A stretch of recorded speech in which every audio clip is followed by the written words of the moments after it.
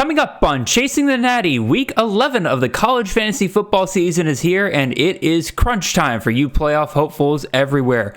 As always, I'll be giving you guys a couple of players at each of the main positions that I am starting, a couple of whom that I'll be sitting, and then I'll be finishing up with some of your fan-submitted start-sit questions. I've got all of that and more, so let's lock in and secure you guys your tickets to your CFF postseasons.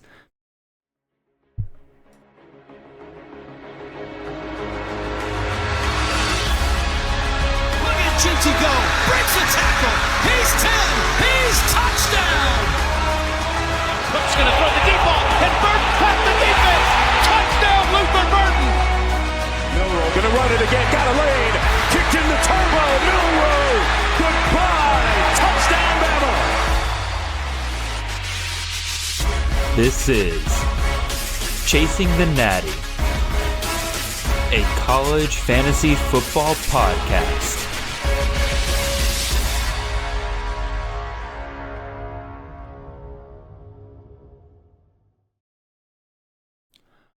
All right, welcome in everyone. This is Jared Palmgren, host of the Chasing the Natty podcast. I hope you guys are having a wonderful ride to your work on this Wednesday morning.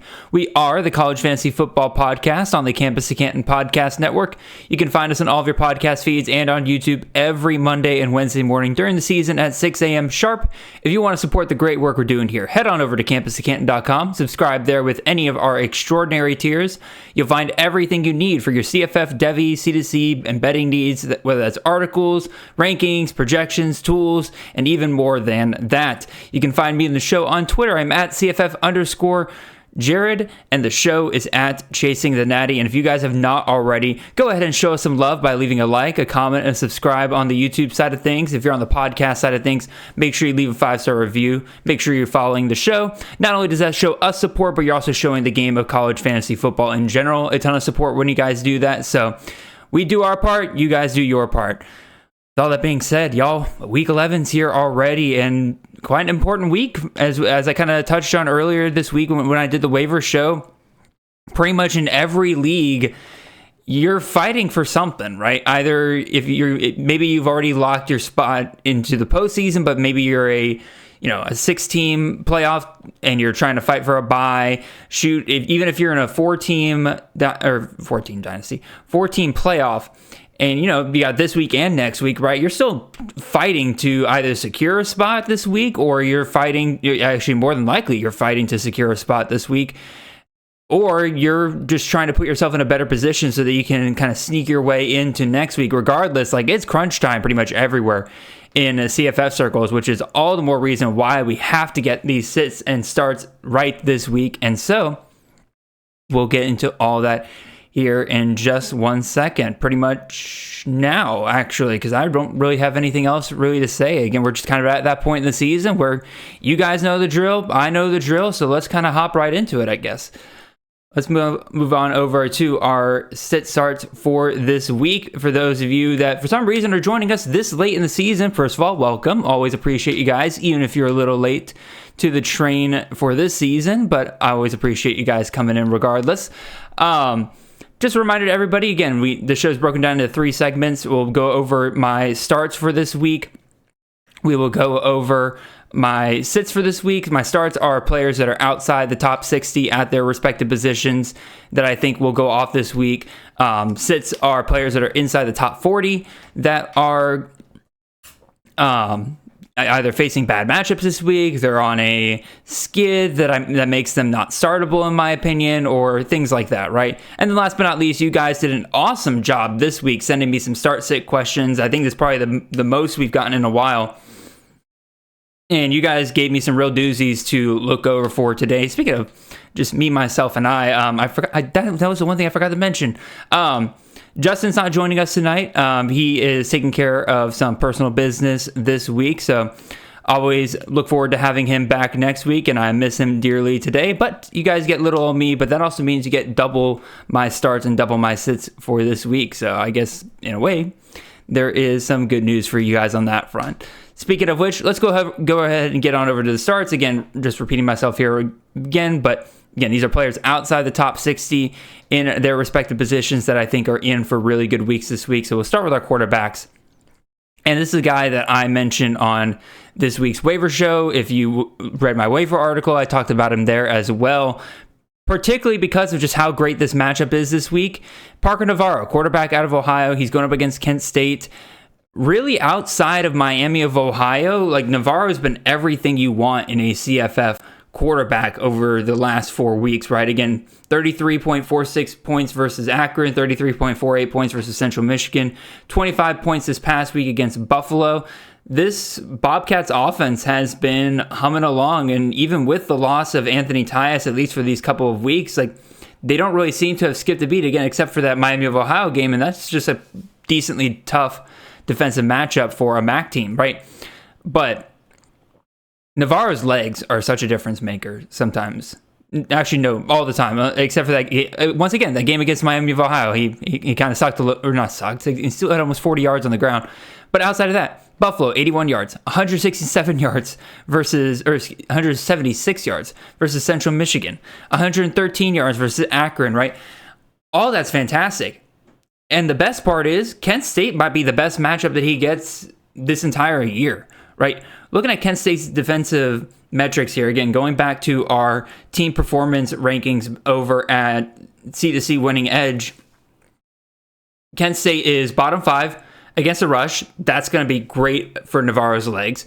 They are bottom 10 against the pass. They're just terrible across the board. Again, in fact, their total defensive rating for our team performance metric is the worst in the country. Kent State just flat out sucks. And even better for Ohio, they roll over and die. This is something that really has made me mad about Kent State the last couple of times they played. I mean, shoot, that Western Michigan game, Kent State gave up in that game. Like, Western Michigan was a team that if Kent State really tried, they absolutely could have put some points up on. But no, Western Michigan got out to a big lead.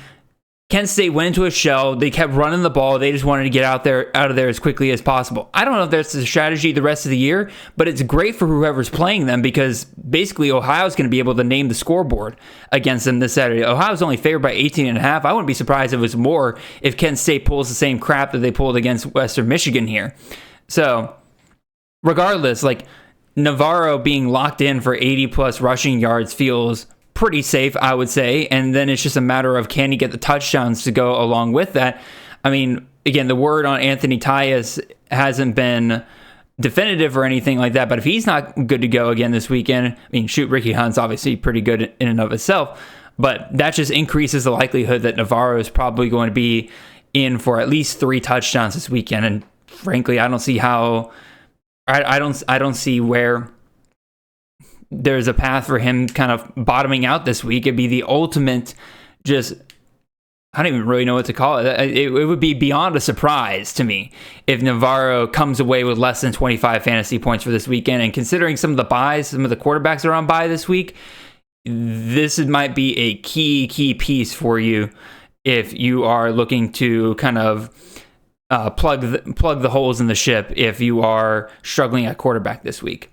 Another quarterback that I want to throw out here is a guy that, if I'm being frank, system-wise, I love Danny O'Neal there with Sean Lewis in San Diego State. But man, it just hasn't been there this year. Again, I personally thought that Sean Lewis was just CFF gold in terms of he came into Colorado, immediately made Shedeur Sanders a CFF star for the first half of that season. Turns out it might just be, again, I know it's weird to talk good about Colorado, but Shedeur Sanders is just a pretty dang good quarterback. And as long as your father's the head coach, he's going to make sure that you get stats. But regardless, like, I still believe in the Sean Lewis system here, but Danny O'Neal just has not lived up to what we typically expect out of a Sean Lewis quarterback. Now, there's a multitude of reasons for that, right? You're talking about, first year head coach in the Mountain West, obviously hasn't gotten all of his players in. Danny O'Neal himself is a true freshman, right? Like, you can't expect too much out of a true freshman in their first year. Granted, it is the Mountain West. There's plenty of defenses to feast on, but that's exactly why I have him here as one of my starts for this week. Danny O'Neal has not broken 20 fantasy points in the last 5 weeks. I think he is pretty much locked in for that this weekend. He goes up against New Mexico. I talked about Kent State's defense being absolutely horrific. New Mexico's defense is not much further ahead.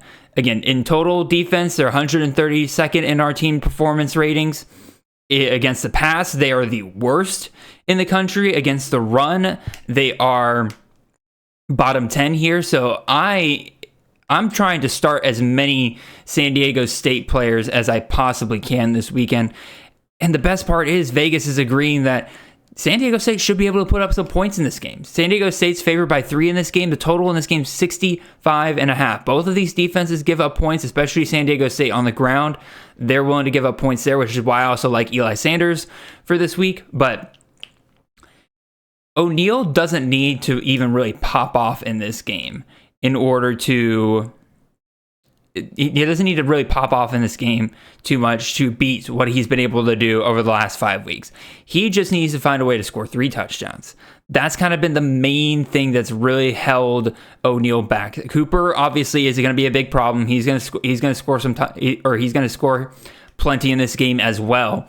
But given the fact that, again, we're looking at a total that suggests both teams will be hitting the 30s in this game, I don't think it's outside the realm of possibility at all for O'Neal to find the end zone 3 times in this game. And the other thing is we haven't really seen O'Neal's legs unlock that much. Granted, he had the injury earlier this season, which I do think has limited his legs. He did come into the season with the possibility of him kind of running the ball a little bit more. We just haven't seen that a lot recently. I'm not saying that it is going to change this weekend, but I do think that O'Neal is very much, given the matchup, in line for a really, really solid performance here, especially since, again, New Mexico State, yeah, the over-under 65.5, there's a possibility for this game to go way over that. I mean, New Mexico just got done this past weekend with a shootout with Wyoming. Wyoming put up 49 on this defense, and their first-time starting quarterback, Caden Anderson, put up 31 points on him. Utah State, just a couple of weeks before, hung 45 on this defense. And Spencer Petras, who is not a dual-threat quarterback at all, was able to put up at least 29 points on this defense. So if those guys are able to put up points on this defense, I have no issue believing that Danny O'Neal is set to have himself a really good weekend. This is definitely a little bit more of a deeper play. There's definitely not a ton of, your typical starting quarterbacks from this year that I would put O'Neal in above. But this is a perfect bye week plug-in just to see what kind of happens. Let's move on to running backs, and I got 2 guys here that you guys know me. I love volume. I try to go for volume plays, but here's the deal: when you're dealing with guys outside the top 60 at running back, you gotta look for guys that are expected to be efficient going into the weekend, because guys who are getting 15, 20 plus carries every single week are not sitting outside the top 60 in total points for the season, right? So first one up here I have is Floyd Chalk, running back out of San Jose State, a personal favorite of mine during the offseason. He's definitely had a bit of an up and down year for the most part, but in recent weeks, as San Jose State is trying to make this switch from Emmett Brown over to Walker Eyet at quarterback, Floyd Chalk is getting more and more involved, but they're relying on him more and more, right? To get this offense moving, this passing game has not been as efficient as it had been in the first half of the season, which again makes me wonder why they're making the change at quarterback, but I'm not the one paid to make that decision.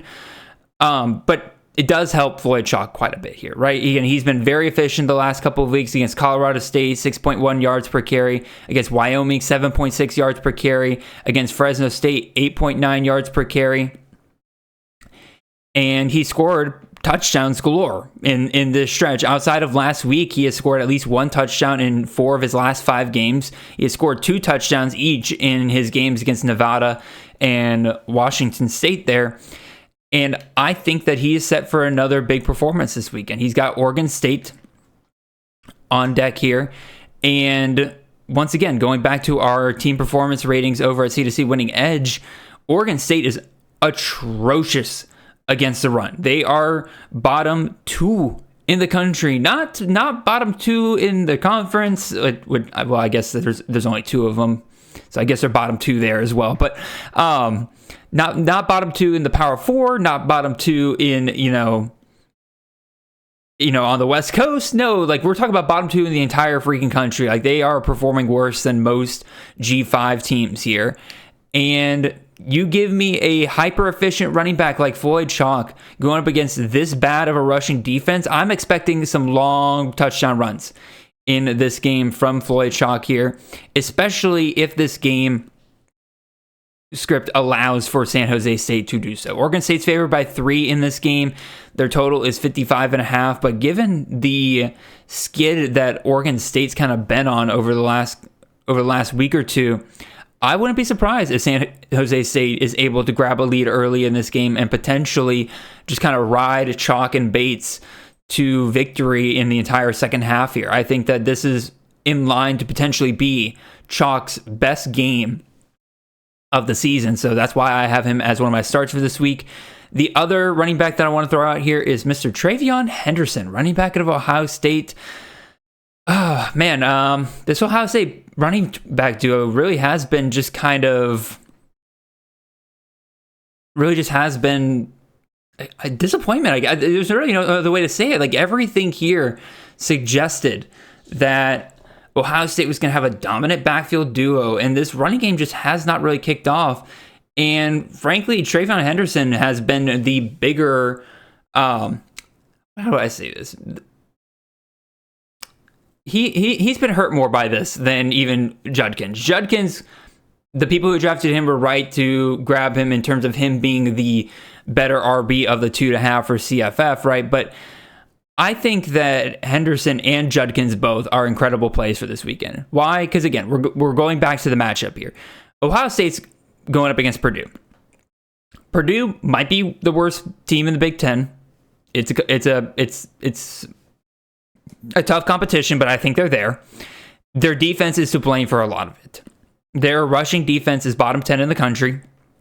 Ohio State's favored by 38.5 points in this game. Ohio State, as I mentioned before, they have struggled to run the ball. They have really not been able to get that aspect of that offense going. Where better to get that right, to make sure the fundamentals of that running game are sound, than to just beat up on a poor Boilermaker defense that has been basically giving up a half a mile on the ground to every team that they face, right? I think Judkins and Henderson are both in for incredible games this weekend. I think that if Henderson wants to keep the draft stock that he had going into last year, he needs a big performance here. So, again, I would also put Judkins here, but he's inside the top 60 running backs. Henderson's outside the top 60 running backs, but this is more of me just saying, if you got an Ohio State running back this weekend, I think this is a weekend to start him. Henderson, I think, breaks for a long one at some point. Wide receivers, man, I'm just a big fan of the Mountain West this week, apparently, because we got 2 more Mountain West. Oh, I guess one of them's technically Pac-12, but let's be real, they're playing a Mountain West schedule.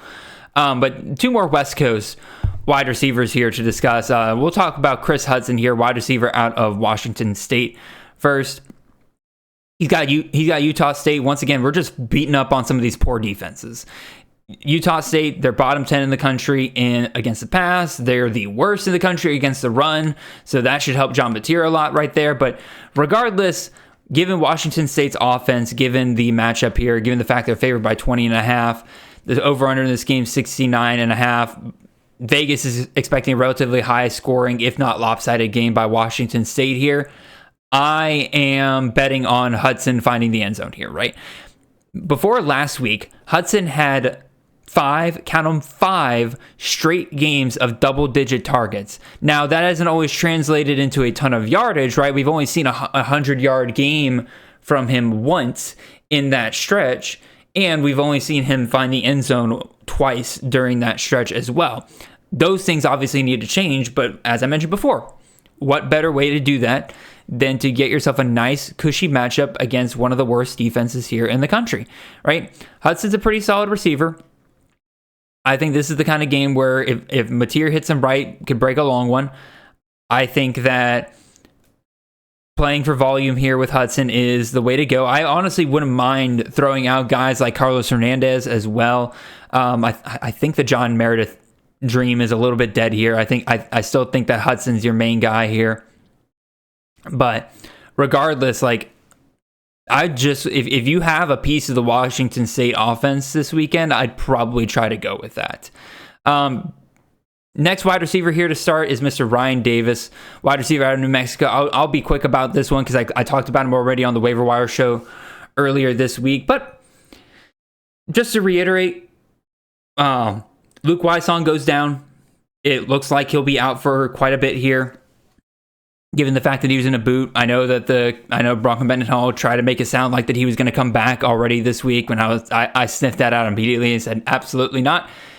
And guess what? Wysong did not play this past week, and I doubt he will play this week as well. And in the meantime, Ryan Davis has been going nuts. Again, 14 targets against Colorado State, 146 yards in that game. And then against Wyoming, 13 targets for 74 yards and a touchdown in that game as well.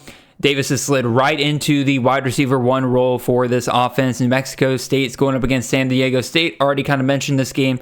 Again, high over-under of 65.5 here. San Diego State's only favored by 3, so both teams expected to put up points here. Davis, like Wysong, has kind of struggled to find the end zone, but again, a lot of that has to do with, New Mexico just having a really good run game between Dampier and Sanders, so they steal a lot of the touchdowns, but if there is going to be a passing touchdown, I think Davis is a very good bet to find the end zone with one of those, so... Just to reiterate my starts of the week, and my 2 quarterbacks are Parker Navarro, the quarterback out of Ohio, going up against Kent State, and then Danny O'Neill, quarterback out of San Diego State, going up against New Mexico. My starting 2 running backs are Floyd Chalk, running back out of San Jose State, going up against Oregon State, and then Travion Henderson, running back out of Ohio State, going up against Purdue this weekend. Then my 2 starting wide receivers are Chris Hudson, wide receiver out of Washington State, and Ryan Davis, wide receiver in New Mexico, going up against Utah State and San Diego State, respectively. So, moving on, let's talk about my sits for this week. As always, these are always a little bit tougher because of the parameters that I give myself, but I try to give you guys people that you might legitimately consider starting, and sometimes that causes me to stretch a little bit, but I am not going to stretch a little bit on these quarterbacks. I am concerned about Diego Pavia, the quarterback out of Vanderbilt, going up against South Carolina this weekend. Pavia is fantastic. Pavia is wonderful. I joked around with Justin last week about like, oh, we can't sit Pavia. That's our Lord and Savior. He's one of the best people, or the best people to root for in college football right now. Well, love Vandy, but and obviously they're doing extremely well this year, but it is clear that their offense still can be stopped, right? And Pavia this past weekend starting to kind of get found out a little bit by some of these defenses. Against Auburn, he had almost less than 40% completion percentage, less than 150 yards. He's 2 straight weeks of less than 150 yards passing. The more concerning thing to me versus Auburn last week was the rushing total for Pavia, right? Against Ball State, 82 yards. Against Texas, 76 or 67 yards, touchdown in both those games. Great, awesome, love it, Pavia. Against Auburn, 12 carries, 26 yards, 2.2 yards per rush. The defenses are really starting to kind of key in on Pavia's legs, and here's the thing. South Carolina has one of the best pass rushes in the country. And they don't have one of the best pass rushers in the country because they can take down a bunch of statue quarterbacks. They have one of the best pass rushers in the country because they got dudes on that defense that are able to keep up with the likes of Diego Pavia. I think that this is another rough week for Pavia in terms of the rushing department. I think South Carolina absolutely is going to be able to track down Pavia. He's going to have a low rushing total for the game. And from there, it's just a matter of, can Pavia improve his passing? And considering South Carolina's secondary is not too shabby against the pass either, I think this is a bad matchup for Pavia. I actually have South Carolina winning this game this weekend. As much as I love my Doors, I think that, again, it's just a bad matchup for Pavia. I would not feel comfortable starting him whatsoever. It also doesn't help, again, that this is a pretty low-scoring game. South Carolina favored by 3.5, so I guess me having South Carolina winning is not a huge upset. I said that as if South Carolina, that'd be an upset call. I didn't even realize that South Carolina was favored here. But it's also expected to be a pretty low scoring game overall. So even if Pavia, has a decent day on the ground, like there's a world where he ends the game with 2 touchdowns, and that's it. So the other quarterback that I'm willing to sit this week is Mr. Jake Retzlaff, the quarterback out of BYU. He's going up against Utah this weekend. Retzlaff and this BYU offense, as every time I talk about him, I got to give him credit because I really just wrote off this offense completely to start the year, and they have surprised, and good for them on that front. But I think this is a weekend where there's going to be some toughness for Retzlaff to get through here. Again, he's been fantastic the last couple of weeks against Oklahoma State. 30 fantasy points there against Central Florida. 26 points there. His rushing totals have been great. Again, 81 yards on the ground versus Oklahoma State. Almost 40 yards and a touchdown versus UCF there. But Utah is definitely one of the tougher defenses they're going to be facing. Utah is 13th in the country in defensive team performance, according to our numbers at C2C Winning Edge. And overall, this game's just expected to be relatively low scoring. Vegas has BYU favored by 3.5 here, but the total is almost below 40 here. So again, both teams expected to kind of hover in that low 20s range at best. And considering that, BYU is getting, LJ Martin back healthy, like there's a possibility of him siphoning some touchdowns away from Retzlaff. Even if you're counting on, 2 touchdowns there's a decent chance that there's a lot of field goals in this game that would really limit Retzlaff's ability to kind of put up some numbers.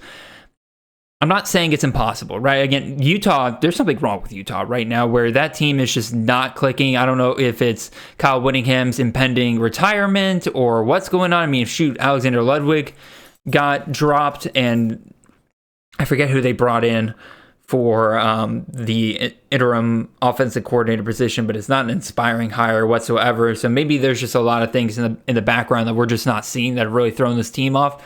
Regardless, I still don't think that BYU is going to be able to put up more than 24 points this weekend, and so I think Retzlaff is very much a sit for this week. Don't expect what he's been able to do over the last couple of weeks to continue this week.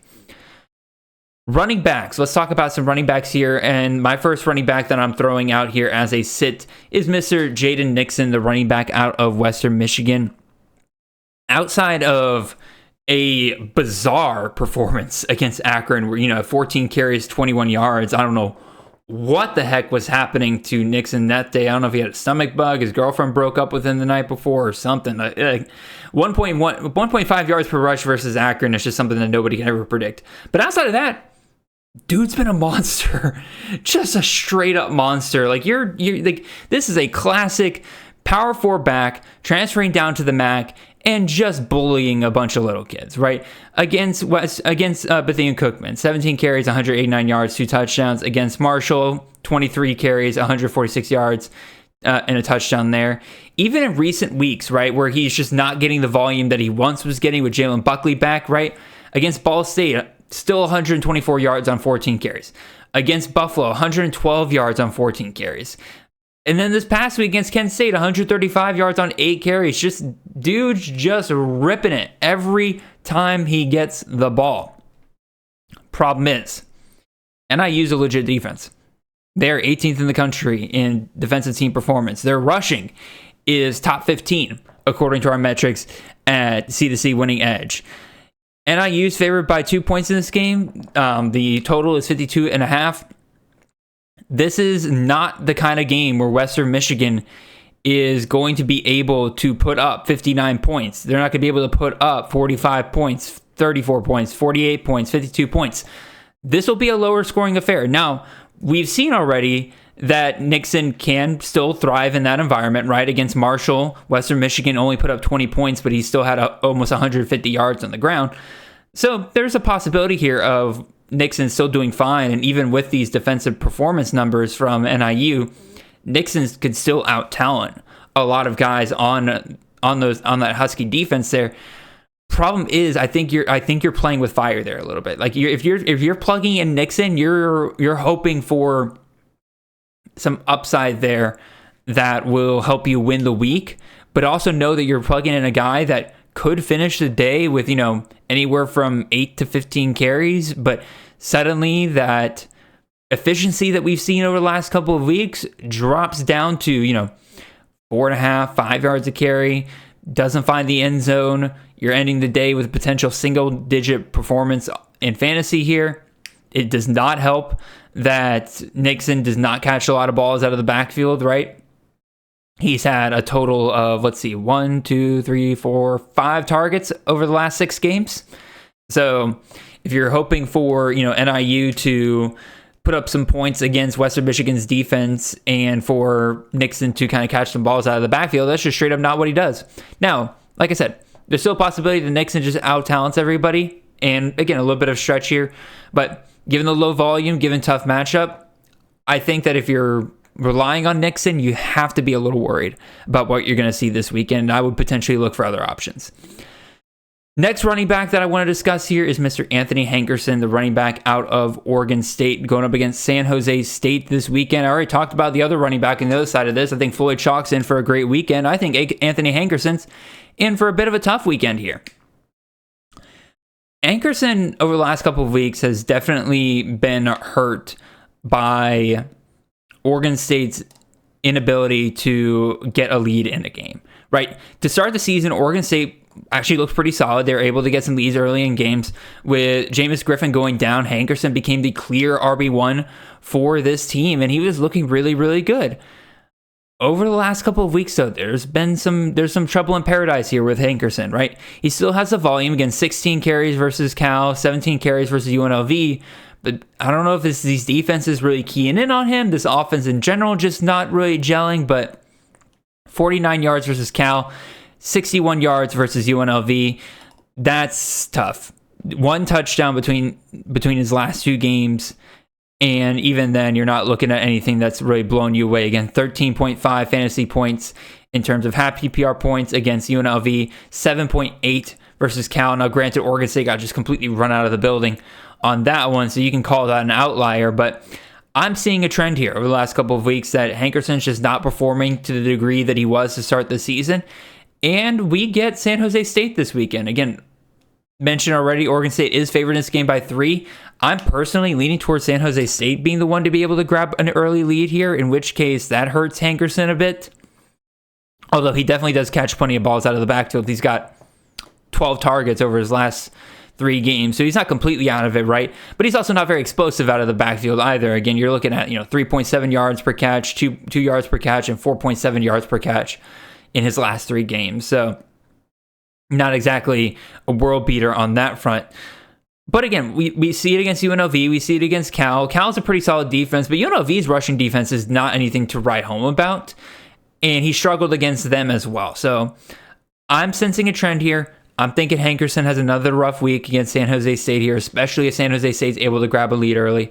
So I will be sitting Hankerson in leagues where I can and trying to find a different option at running back.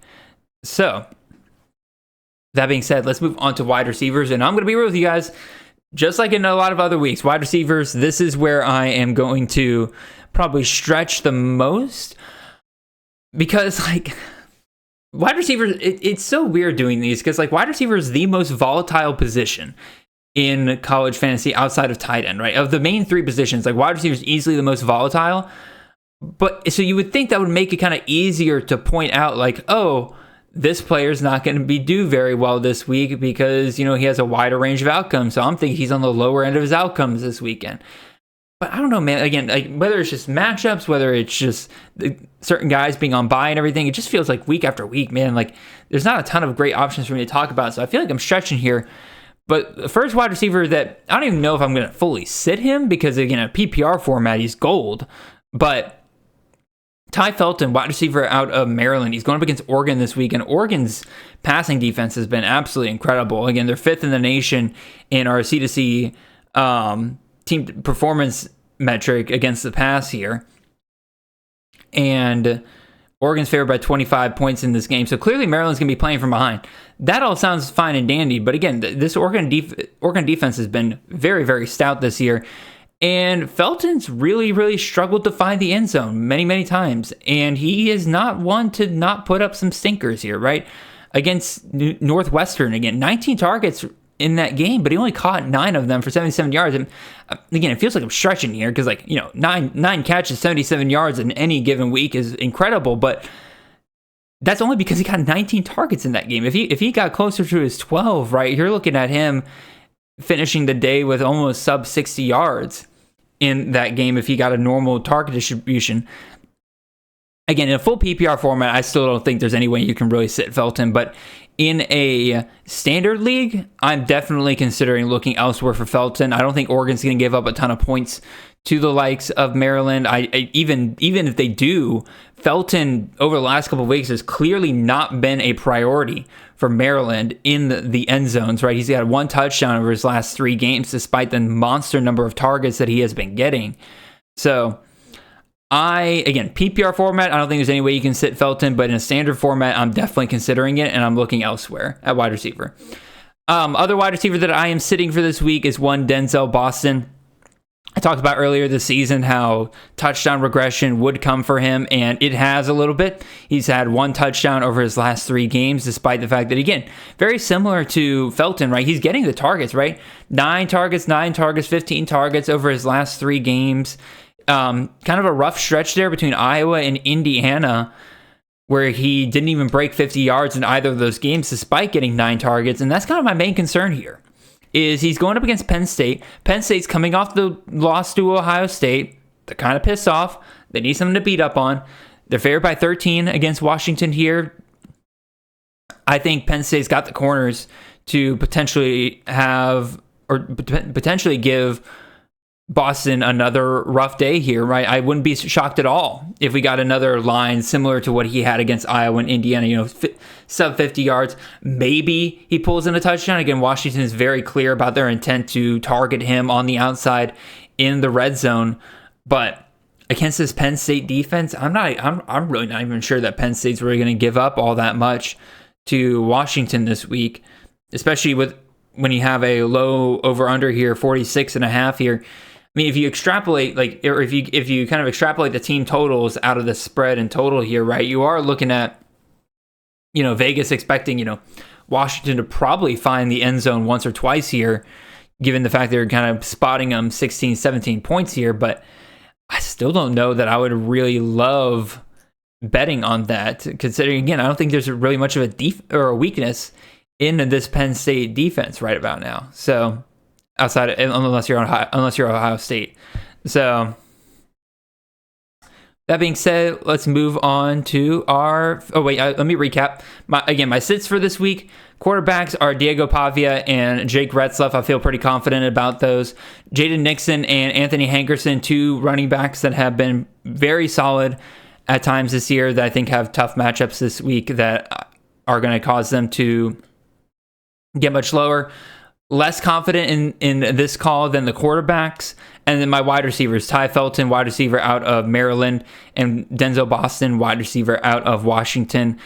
Tough matchups for both of them, going up against the top teams in the Big Ten, or 2 of the top teams in the Big Ten here. And I'm not really all that confident in this call at all. I think there's still a way, given the volume that they have, for them to have really solid weeks, especially in PPR formats. My question is just, do they find the end zone? I'm calling that they don't. So that means they're going to score 4 touchdowns between 2 of them, if you guys know how this works. So all that being said, let's move on over to our fan-submitted start-sit questions. And I, once again, appreciate all of you guys out there who are coming to me week to week with your start-sit questions. I really enjoy helping you guys out as much as I can. By the way, if you ever DM me or you at me on Twitter and I don't answer your question again, please don't take it don't take it personally and everything like that. I really try to do my best to get to everybody's question as best I can. I'm just also a very forgetful person a lot of times. I have a really, really bad habit of seeing a message, opening it up, reading it, and being like, oh, I don't have time right now to answer this. I'll come back to it later, and then completely forget to come back to it later. So if you ever ask me a question and, half a day goes by, just send me a little bump message as just a little reminder sometimes. Now, don't be rude about it. Obviously, I've had people be, jackasses about it before. And those people I don't like responding to. But if you just say like, hey, did you get a chance to look at this yet? Or just, again, literally just putting asterisk, bump, asterisk, to just kind of give me a little bump or send me a little GIF or just something to remind me, something a little kind. I will do my best to get back to you. Again, apologies if I've ever not gotten to one of y'all's messages before. With all that being said, if you want to get your questions for the starts on the show, the best way to do that is to follow the @ChasingNatty account. I put a message out every single week, and that is the first place that I look. You can also drop them in the comment section of the Waiver Wire shows. I try to look there as well.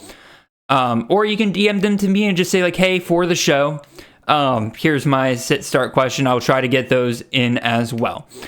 With all that being said, let's take a look at our first question here submitted to us by Brandon Kaiser @BrandonKaiser17 on Twitter.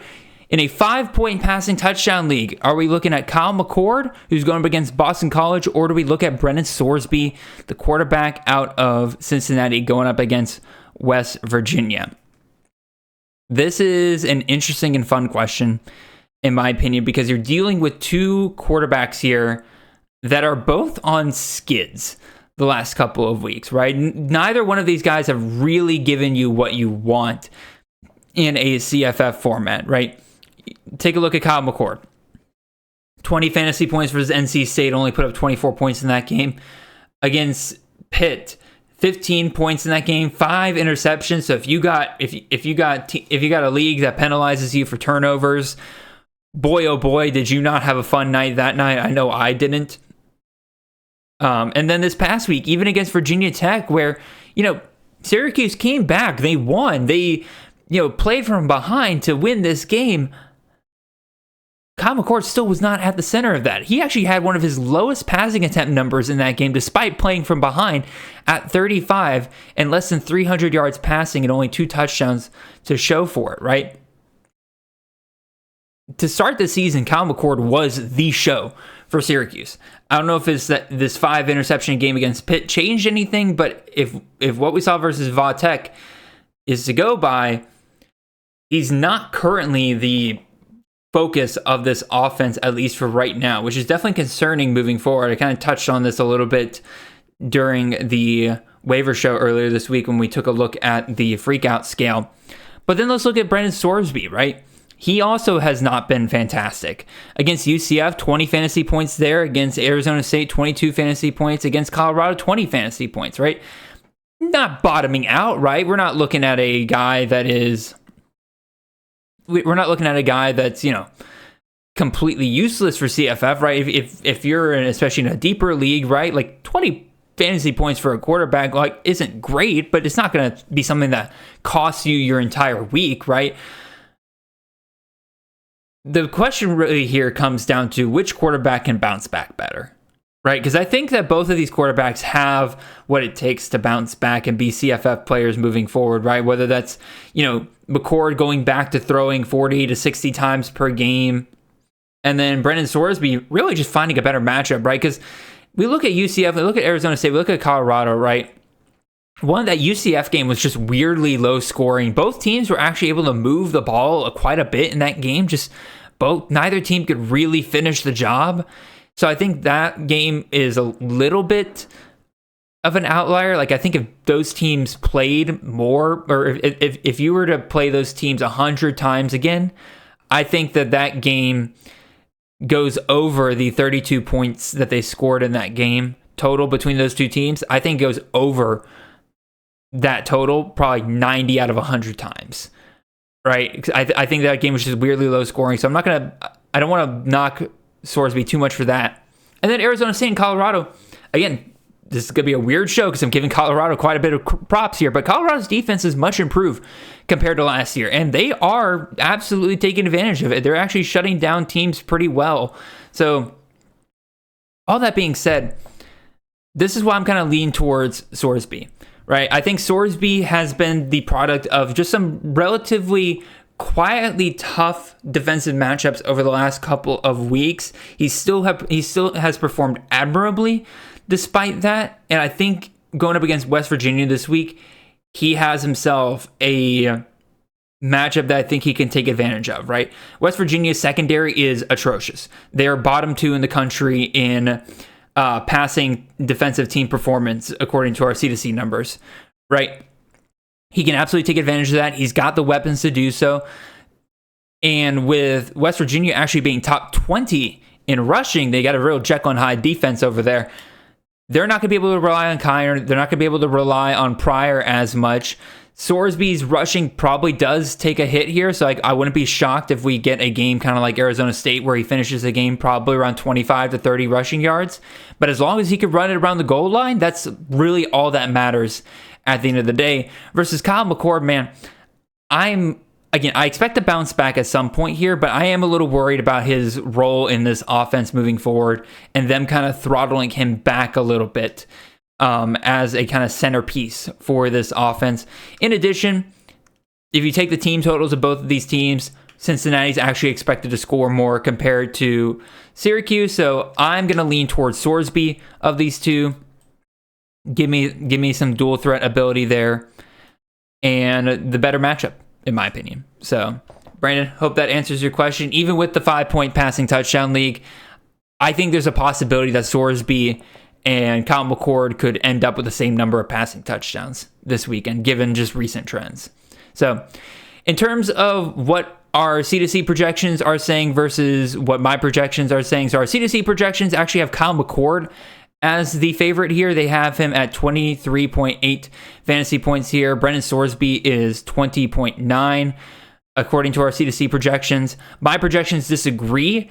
They have Brendan Sorsby at 31.9. They have Kyle McCord at 26.5. So my projections are very much expecting both of these quarterbacks to bounce back a little bit this weekend, but they like the upside of Brendan Sorsby here a little bit. I think my projections very much have to do with, West Virginia's secondary just being so atrocious. That's probably bumping him up a little bit more than he deserves, if I'm being honest. Like, I wouldn't expect him to score 30 plus fantasy points this weekend, but as of right now, I think he's the better bet out of these two, Brandon, so I would go with Sorsby.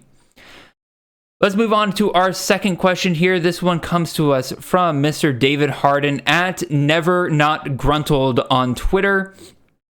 He's asking me to pick between 3 flex players here. We got in a full PPR league. We got Damian Martinez, the running back out of Miami, going up against Georgia Tech. We have Trey Wisner, the running back out of Texas, going up against Florida. Or we can go with Jacoby Jones, the wide receiver, going up against Arizona State this weekend. Taking a look at these matchups, right? It is weird to say that Georgia Tech's actually really solid against the run. I was thinking it might be a mirage at the beginning of the season, right? Because they looked really solid against Florida State. And I was thinking oh, wow, it's much improved. But then we found out that Florida State's offense just kind of sinks for the most part. And I started thinking to myself, oh, maybe Georgia Tech's rushing defense kind of gets exposed here at one point. Well, here we are getting to the late portion of the season, and Georgia Tech's rushing defense is actually still top 20 in the country. Now, do I think Miami is good enough to potentially overcome that? Yes. But when you look at Georgia Tech's secondary, they're 91st in the country in passing defense team performance. We all know Cam Ward's going for the Heisman campaign. They're going to chuck the ball over the field. And given the fact that Damian Martinez is in the middle of a committee where he's basically capped at, 15, 16 touches a game, which, there are far worse volume totals to have in a committee, right? But even still, his production's kind of capped there. I wouldn't be shocked if we're in for another game like we got this past week against Duke, right? Where, 11 carries, 66 yards on the ground, 2 catches, 19 yards. Basically ends the day right around 10 fantasy points. Not the worst thing in the world, right? But definitely not something that's going to win you your week. Versus a guy like Trey Wisner, so I'll go ahead and say I'm starting Trey Wisner of these 3. And I'll be sitting Jones and Martinez. Wisner is slowly but surely really creeping up as the number 1 back for Texas. Now, none of these backs have performed like your typical Steve Sarkisian back. This is going to go down as an anomaly year for Steve Sarkisian, and we will all pray as CFF folks that this is an anomaly and not a new trend for Steve Sarkisian. But regardless, Wisner is creeping up in that total, right? Again, we had 13 carries versus Oklahoma, 15 carries versus UGA, 17 carries versus Vanderbilt, slowly kind of getting up there. And man, these target numbers are getting out of control. 4 targets versus Oklahoma, 10 targets versus UGA, 6 targets versus Vanderbilt, right? Like, you're talking about 14 receptions over the past 3 games in a PPR format, which this question is referring to. I don't really know how you pass that up, because even if you look at Jacoby Jones, who's the wide receiver in this scenario, his target numbers aren't fantastic. 8 targets, 5 targets over the last 2 games. Yeah, he's been hyper efficient with them, like 20 yards per catch, which is obviously great, but he's got 6 and 5 receptions over the last 2 games. Wisner himself might be able to reach 5-6 catches any given game and kind of cancel out that PPR advantage that Jacoby Jones might have there. The only difference is obviously Wisner's not going to be as efficient with every single one of his touches, but Wisner's going to get the 15 to 17 to 18 touches against Florida, right? And it's not like Florida's defense is anything that's like stout that's going to be able to shut down Texas. Shoot, they're running backups at multiple positions. So Texas should be able to handle Florida pretty easily. I mean, shoot, they're favored by almost over 3 touchdowns here. I think this might be Wisner's biggest game this weekend. And I'm a very, very big proponent of Wisner among these 3 options here. I like Jones. I think he's a fun option when you don't have other options. And right now, I think you have a fantastic option in Wisner. Let's take a look at what we have in our models, both our C2C projections and my own projections here. C2C projections, I'll be real, I don't know where this number's coming from, but it actually has Damian Martinez at 21.95 fantasy points. I'm actually going to, let me double check that real quick. I'm going to refresh our rankings because I know Mox does some tinkering sometimes during the week in terms of updating numbers. Nope, we're still sitting at 21.95 fantasy points. I'll be real, I'm not entirely sure where that number is coming from because, again, this is a tough rushing matchup here for Miami. Martinez does not get the volume to really warrant a projection like that in my opinion. So as much as I love our rankings over at C2C, I'm going to have to disagree with them on this one because my projections have Damian Martinez down at 8.5 fantasy points for this game. Our C2C winning projections have Trey Wisner at 17 points. My projections have him at 11.9. I'll be real. I think it's still, my projections are factoring in a little bit too much of the early season performances. They have not really caught this late breaking surge that Wisner's starting to get here towards the end of the season. So I'm going to go with, or like I said, I'm still going to go with Wisner of these 3 options. I think that he's got the best matchup here. I think he's got the best game script. I think he's got the best volume. No doubt about it, in my opinion. So, David, there's your choice. Let's move on to.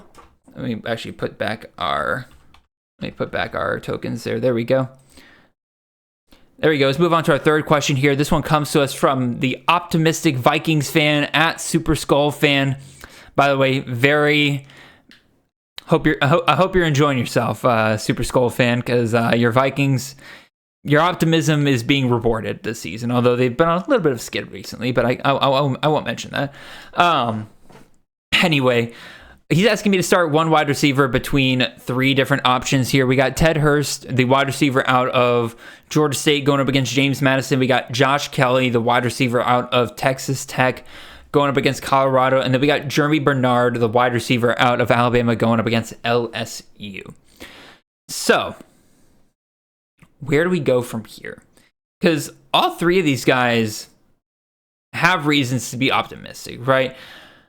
Jeremy Bernard, I guess we'll start with him because he's kind of the most interesting one. He has kind of flown under the radar a little bit recently in terms of his production, right? His target numbers still aren't fantastic, right? 7 targets, 6 targets over his last 3 games. But he's been able to bring the ball in, right? Again, 4 catches, 5 catches, 5 catches. Like he is well above fit catching more than half of these balls. And he's been hyper efficient.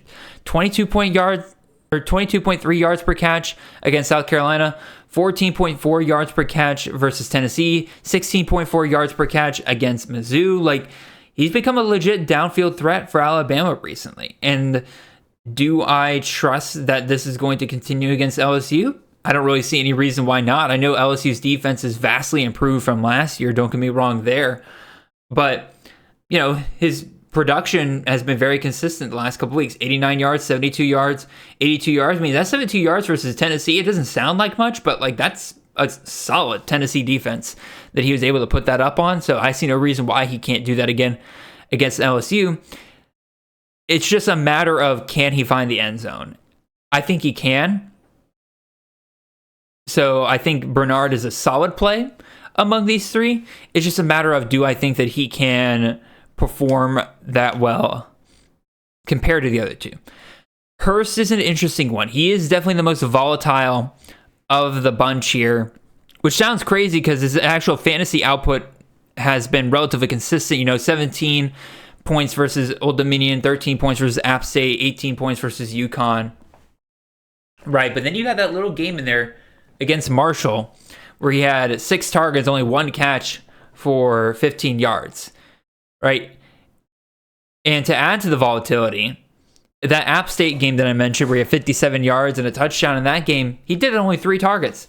So his target numbers have kind of gone up and down. His production's kind of come up and down, and there's no real correlation with it. There's no, he had a tough defensive matchup this week, right?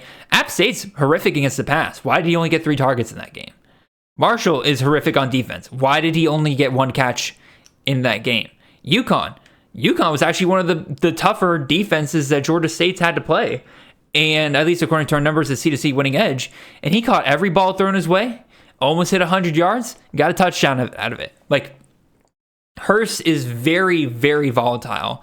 And of the 3 guys here, he's actually got easily the worst matchup, right? You're going up against James Madison. They're 15th of the country in total defensive team performance here. Their passing defense is top 25. Their rushing defense is top 25. I think that Georgia State is in for a tough time this weekend. Again, James Madison's favored by 17 points here. So I'm actually going to go ahead and sit Hurst with the volatility on different levels and everything. I think we can find some more consistency between Josh Kelly and Jeremy Bernard compared to him. So this leaves Josh Kelly. He goes up against Colorado this weekend. 3rd time today I'm praising Colorado, but Colorado's defense been pretty solid. But I still think I'm going to go with Josh Kelly here. He blows Bernard out of the water when it comes to volume, right?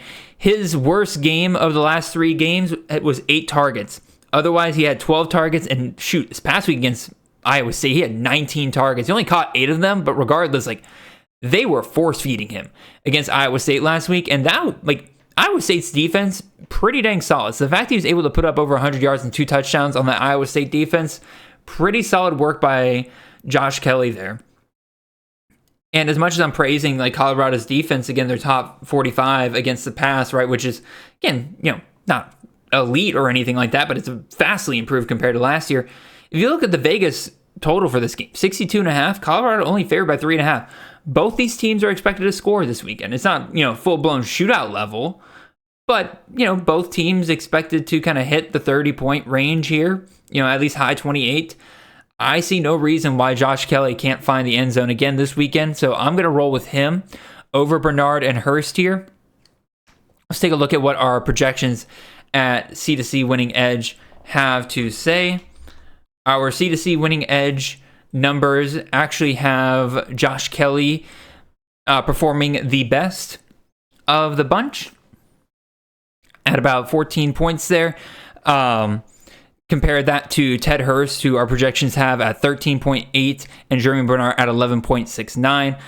My projections actually have Jeremy Bernard as the highest projected receiver here at 10.9, barely edging Josh Kelly at 10.7. Ted Hurst, easily the worst of the bunch at 8.6. My projections don't really like any of these 3 guys. I think my projections are being a little harsh on both Kelly and Bernard here, but regardless, I'm going to disagree with my projections. I'm going to agree with the C2C winning edge projections. I'm going to go with Josh Kelly over Bernard and Hurst. So let's put our tokens back here. And then we still got 2 more questions to get through. My goodness, I've actually been pretty long-winded on these questions. I've been usually a lot better about getting through these faster, but that's fine. I just hope that you guys are enjoying the analysis. Let's take a look at Sean's question here at EdHug77 on Twitter. He is asking us between 3 wide receivers here as well in a 1 PPR format with a yardage bonus for over 100 yards receiving. He's asking us between Cam Shanks, wide receiver out of UAB, or we can go with Otto Tia, the wide receiver out of Utah State, or we can go Kyron Lacy, the wide receiver out of LSU. 3 interesting options. Who do I start with here? I think we'll go ahead and start with Kyron. No, we'll go with Otto Tia. So Otto Tia is an interesting case, right? Because Jalen Royals is gone, right? Done for the year. You can believe him or not, whether or not he's like truly injured enough to really be out the rest of the year or not. But regardless, like he's gone. Otto Tia expected to take up that outside receiver position, and against Wyoming, it looks like we we get 8 targets. So against New Mexico, which is the first game that Utah State played without Royals, 8 targets, 4 catches, 29 yards, and a touchdown. Not awe-inspiring, especially considering that New Mexico's defense is absolutely atrocious, right? Otto Tia should have been able to perform better there. But he followed it up against Wyoming. 9 targets, 6 catches, 76 yards, and a touchdown there. Definitely looking a little bit closer to Royals. Not a world beater like Royals by any stretch, but seems like he's kind of moving back up into that role, right? Do I think he's able to do it against Washington State this weekend? That remains to be seen, right? The volume's definitely there. Again, 8 to 9 targets is perfectly good. Do I think he hits a 100 yards bonus? I'm not entirely sure about that. Washington State, they have some weakness in their run defense, but their passing defense is pretty solid at 51st in the country according to our team performance metrics. So I am not going to definitively start Tia just yet. Shanks is also an interesting one because he's been on an absolute tear the last couple of weeks, but the problem is that he hasn't been able to put everything together into one performance, right? Because against Army, ton of targets, really good production, 119 yards, no touchdowns. Against South Florida, ton of targets, 11 targets, but no touchdowns and very little performance to show for with only 36 yards receiving. Then against Tulsa, 153 yards, 3 touchdowns, monster game. Targets went down, 7 targets. So you're kind of sitting there wondering, like, all right, when can we get all of this together into one massive performance? I say that as if his performance against Tulsa wasn't already massive in and of itself. I think that Shanks has an opportunity to really kind of show one big performance here. The problem is he's got UConn, and stop at helmet scouting. UConn, their defense, pretty solid. They're 32nd in the country versus the pass, according to our team performance ratings at C2C winning edge. So I think that there is some reason to be worried there. And then last but not least, let's take a look at Kyron Lacy, right? Lacy has hit that magic 100-yard threshold over 2 of his last 3 games, 111 yards versus Ole Miss, 106 yards versus Texas A&M. Clearly the top option for this LSU passing game, right? So it really just comes down to like gut feel here. Lacey's going up against Alabama. They're pretty tough against the pass. The 12th in the country according to our team performance ratings over at C2C Winning Edge, but I am not entirely sure that that's something like that. To me, that is like the area that Alabama's defense can get picked on, right? We saw it with Carson Beck in the second half there. We've seen it with other teams. Vanderbilt, not that they were going bombs away on Bama or anything like that, but that secondary can be taken advantage of. So I think there's a path for Lacey there. I think my definitive start, though, after kind of talking through all these guys, is Otto Tia. When you got that 100-yard bonus threshold here, as Sean does for this league, I don't see how you can start a guy like Tia that just hasn't done that yet. Versus, both Lacey and Shanks have had 200-yard games in their last 3 games. So I think Tia is a pretty easy sit until we get some confirmation that he's clearly the main guy at Utah State, probably this week. And then it's just a matter of what do I think between Cameron Shanks and Lacey. And I think I'm going to lean towards Shanks, mostly because I think that UConn, as well as they performed on defense so far this year, they are still a G5 team, and that means that with the wrong singular matchup, Shanks could go off in that game. And also UAB's offense has really been on a pretty big resurgence over the last couple of games here, ever since their absolute drudging by Army, right? Like their offense seems to get better and better each week. UConn's favored by almost a touchdown in this game, but I could see UAB catching the Huskies off guard here, and Shanks being a huge part of that. Again, if we can get another 10-plus target game here, I think Shanks could be absolutely dynamite. Versus Lacey, man, it's tough because I think Lacey and Shanks are both really good plays this week. We'll take a look at what our projections have to say, though. Our projections completely disagree with me, actually. C2C projections have Otto Tia as the play here at 16, almost 17 points here. They have Lacey at 13 points and have Shanks at 10.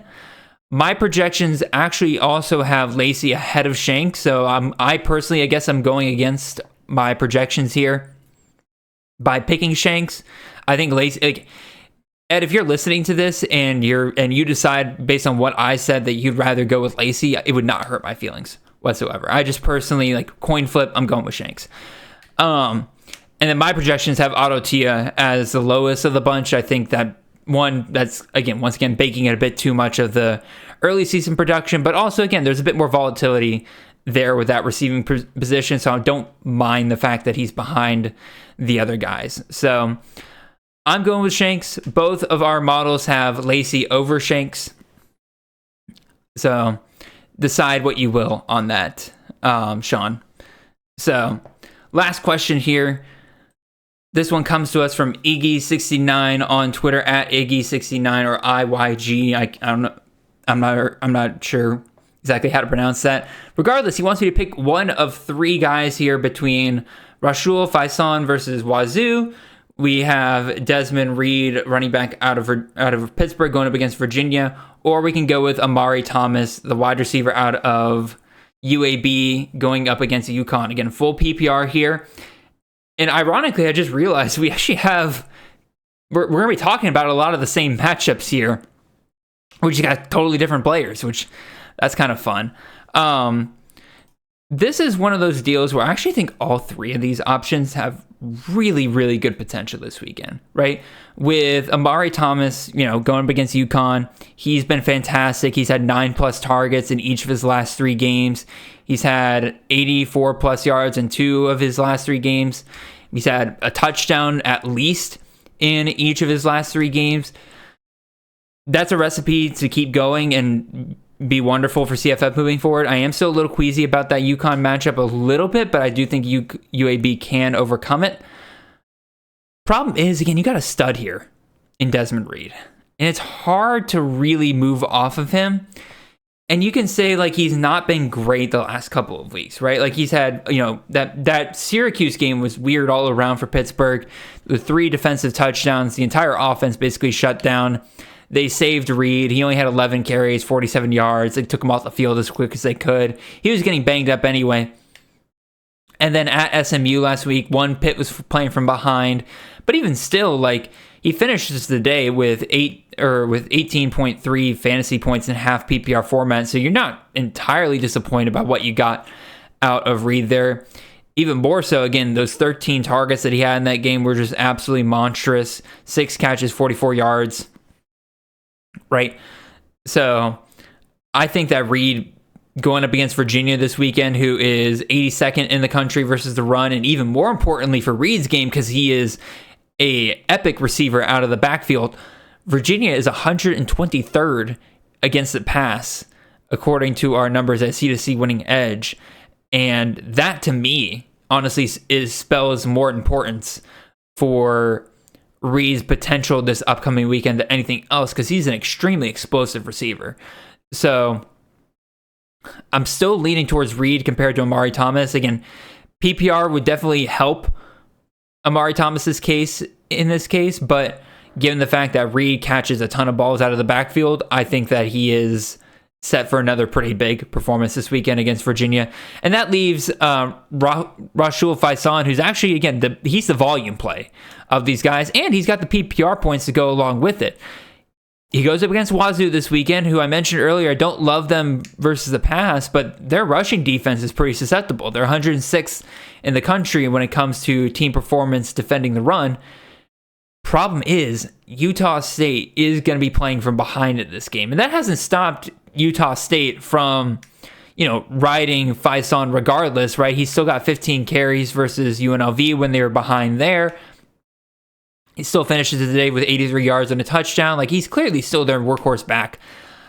Like I said, Iggy, this better be an absolutely incredible team that makes it to where you have to sit two of these guys, because I don't think there's really a way. Like, I would try to find a way to fit all three of these guys in, because I think all three of these guys have a chance for some epic performances this weekend. But if you're having to make me choose, I'm going to go with Reed and sit Faison and Amari Thomas. Let's take a look at what our projections say, though.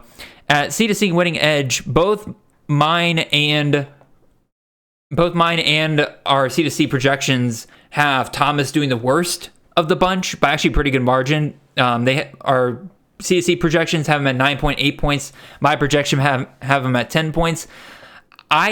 If you were asking me over under on that, like 10 points, I bet you Amari Thomas gets over 10 points. But regardless, like, compare that to the numbers that our projections are showing for Faison and Reed, and you can see that Thomas is clearly in third place here. Reed himself has 19.6 points in our C2C projections. My projections have him all the way up at 25.2.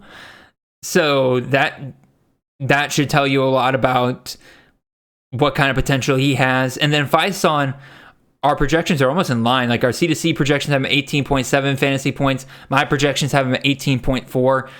I think that, again, Faison and Reed are both excellent plays this weekend. I think you absolutely should find a way to get both of them in your lineup. But my projections and C2C's projections agree with each other. They have Reed as the play here, so I'm going to agree with them, and we'll go with that. All right. With that being said, appreciate you guys joining in. Let's see. Anything I forgot? Nope. Yeah, but that's it. We come to the end of our show. Appreciate all of you guys for listening. If you guys have not already, leave a like, comment, and subscribe if you're watching this on the YouTube. If you're on the podcast side of things, make sure you follow the show, leave a 5-star review wherever you can. Make sure you go and check out the rest of the Campus of Canton podcast network for shows ranging on pretty much anything you can think of related to the college fantasy game. We'll see you guys back here on Monday for another round of waiver wires. Hopefully you have locked up your playoff spots, or you are getting ready to lock up your playoff spots if you're in a 4-team playoff league. Until then, really appreciate you guys, and I hope you guys have a wonderful and blessed week. See y'all.